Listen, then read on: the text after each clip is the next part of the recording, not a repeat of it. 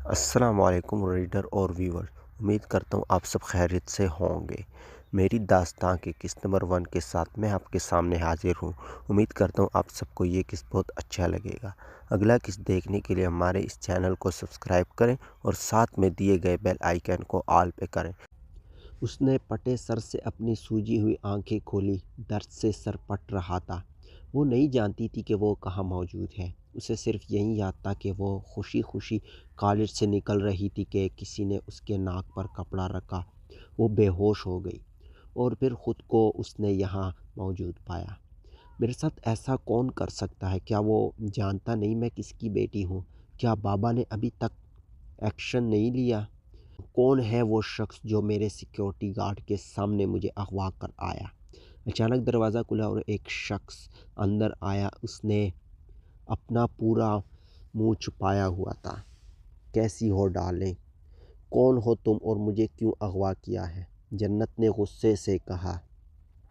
بہت جلد پتہ چل جائے گا میں کون ہوں اور کیوں اغوا کیا ہے تمہیں، مقابل نے غصے سے کہا۔ وہ جو کوئی بھی تھا اس کی آنکھیں بہت لال تھی۔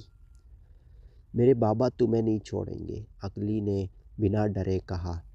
تمہارا باپ تمہیں ڈھونڈ لے بتانا، 3 دن سے ہاتھ پہ ہاتھ دھرے بیٹھا ہے، مقابل نے مزاح اڑاتے ہوئے کہا۔ تو جنت کے سر پر آسمان ٹوٹا۔ کیا مطلب اس کے باپ نے ابھی تک اسے ڈھونڈنا شروع نہیں کیا؟ اور وہ باہر چلا گیا اور جنت بے یارو مددگار نیچے بیٹھ گئی۔ وہ جنت الطاف تھی، چیف جسٹس کی بیٹی۔ اس کا بڑا بھائی SHO تھا۔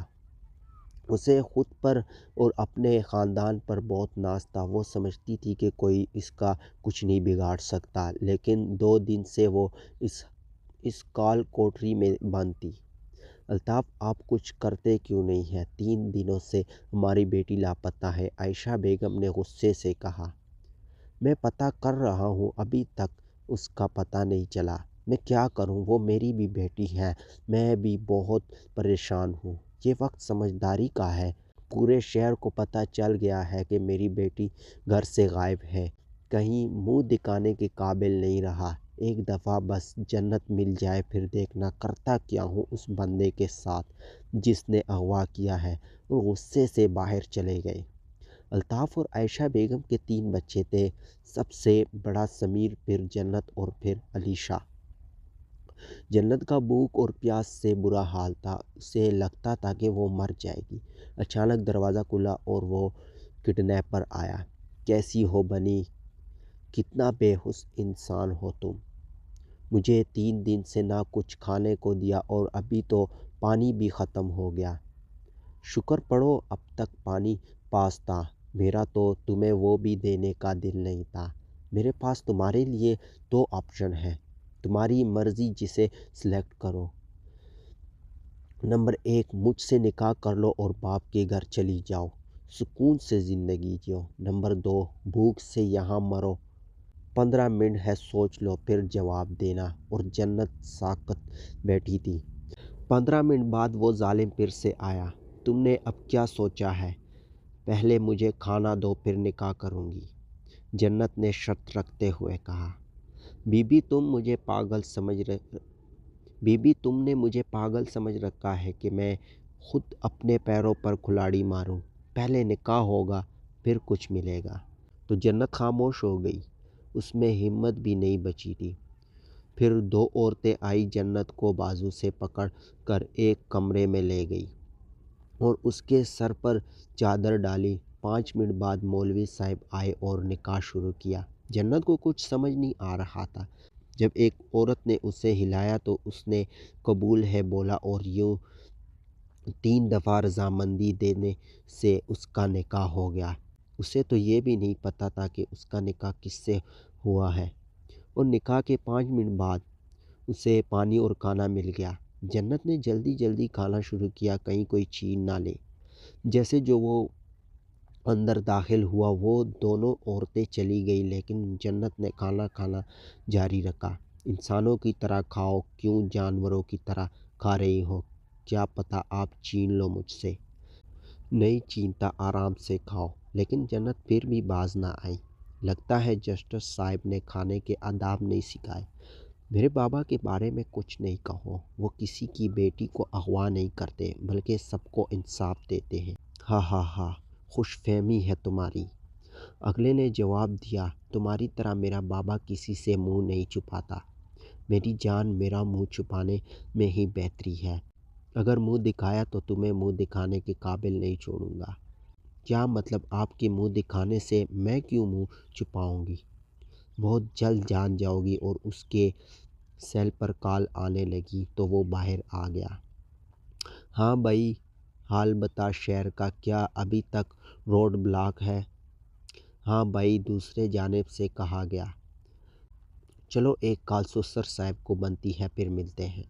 اور کال بند کر دی اور ایک روم میں آ گیا جہاں بہت سارے کمپیوٹر موجود تھے۔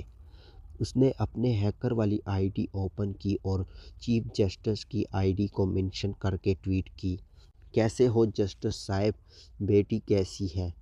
تھوڑی دیر بعد سوشل میڈیا پر ہلچل مچ گئی، لیکن کوئی اس ہیکر کو نہیں جانتا تھا۔ سب کے ری ٹویٹ تھے کہ جسٹس صاحب کو دنیا میں سزا مل گئی۔ جنت بیڈ پر سو گئی، لیکن تھوڑی دیر بعد اسے محسوس ہوا کہ کوئی اس کے ساتھ آ کر لیٹا ہے۔ وہ جلدی سے اٹھ بیٹھی۔ آپ یہاں کیوں سو رہے ہیں؟ یہ میری جگہ ہے، جنت نے کہا۔ ہنی، یہ جگہ بھی میری ہے اور تم بھی میری ہو۔ اگر تم نہیں چاہتی کہ میں تمہارے ساتھ برا پیش آؤں، جلدی سے لیٹ جاؤ۔ تو جنت ایک سائڈ پر لیٹ گئی۔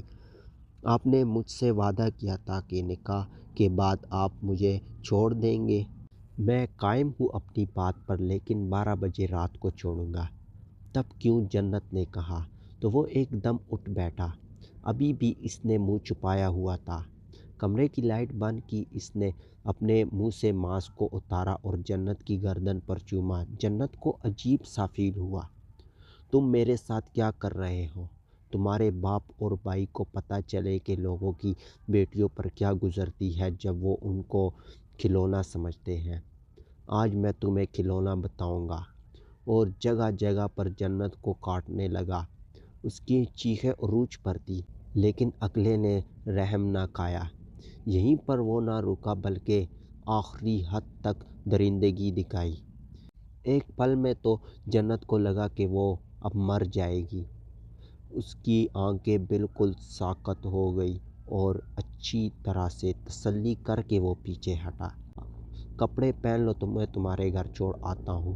میں نے کہیں نہیں جانا، مجھے مار ڈالو، جنت نے روتے ہوئے کہا۔ بکواس کر رہا ہوں میں کیا، جلدی سے کپڑے پہنو، اس نے چیخ کر کہا۔ جنت نے چپ کر کے کپڑے پہنے اور پھر اس نے جنت کے ناک پر کپڑا رکھا۔ وہ بے ہوش ہو چکی تھی۔ اپنے بازو میں اٹھایا اور اپنی منزل پر روانہ ہو گیا۔ رات کو 1 بجے اس نے جنت کو اس کے گھر کے گیٹ سے 2 منٹ کے فاصلے پر لٹایا اور اپنے کار میں جا کر بیٹھا اور ٹویٹ کیا الطاف صاحب کو، بیٹی تمہارے گھر کے گیٹ پر پڑی ہے۔ اور 5 منٹ بعد اسے قدموں کی آواز آئی اور اس نے کار بھگا لی اور پیچھے مڑ کر نہ دیکھا۔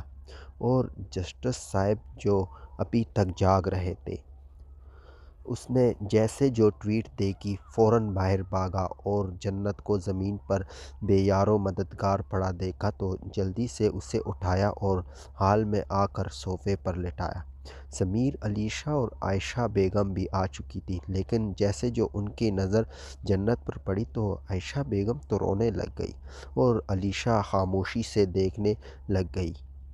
سمیر نے پانی جنت کے منہ پر ڈالا، اسے ہوش آیا۔